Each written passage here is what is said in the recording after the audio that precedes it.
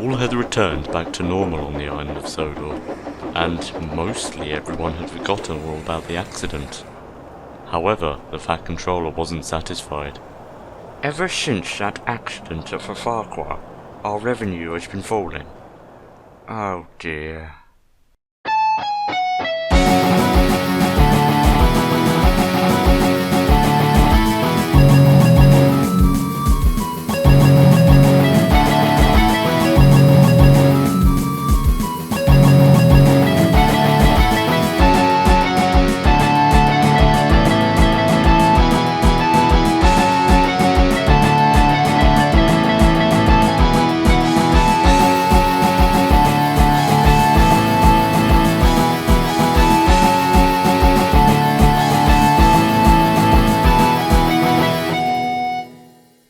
Thomas was just waking up at Tidmouth Sheds.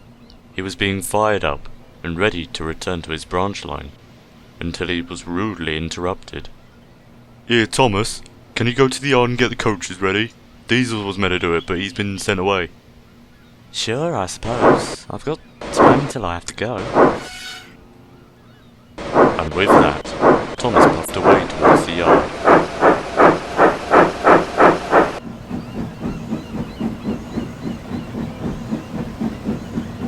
When he arrived, the yards were in chaos.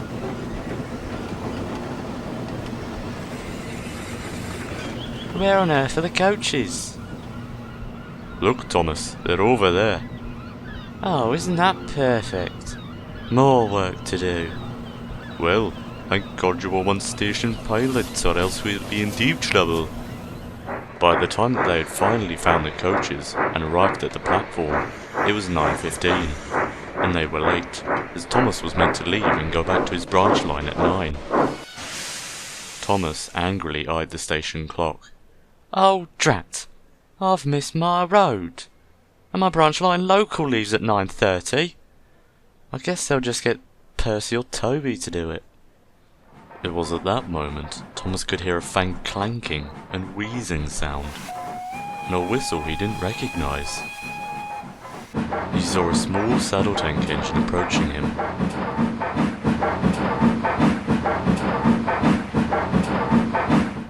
The engine didn't say anything, but only wore a face of sorrow as he passed and stopped in the station.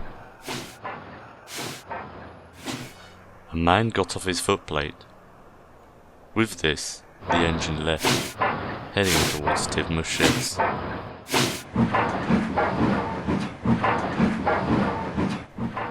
Thomas, with nothing else left to do, went back to shunting.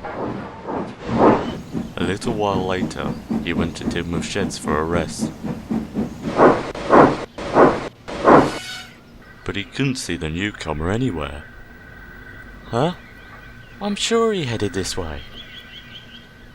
His thoughts were interrupted, however, as the foreman shouted over, "Thomas, you got your free road. Just got a call from the station." Ah, good. My branch line awaits. And he left. But unknown to him, a maroon saddle tank engine was watching him from the shadows. Later that day, when the engines had all returned to Tidmouth, they were talking about the day's events.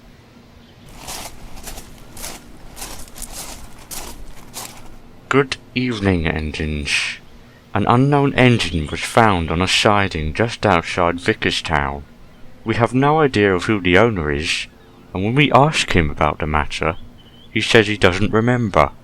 So it has been decided, while the railway board investigate, he shall work here, which means another engine to help with the shunting and the extra workload.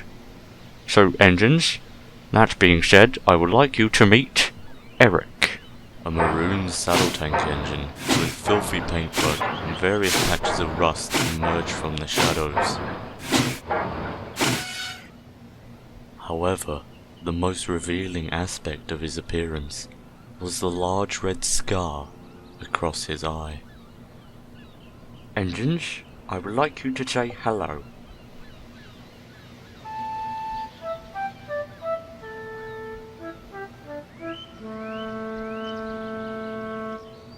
Hello there, Eric. Welcome to our island. We all hope to be good friends until we find out your owner. Thanks. Oh, was it something I said? How rude. He seems to be rather timid, as you can tell from his appearance. He also seems like he's been through a lot. So, if you could please make him feel welcome. With this, the Fat Controller left, and the shed submerged into silence once more.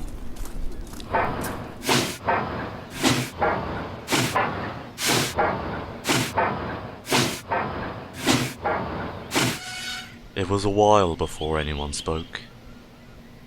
The atmosphere felt tense now that they knew he was there. However, after a long period of silence, Edward was the first to speak. Hello, Eric, are you okay? Maybe I offended him. It's worthless, Edward. Just forget it. It looks like some engines nowadays don't get taught manners. I'm sure he means well. If he meant well, he wouldn't be so cold to the engines he was going to work with.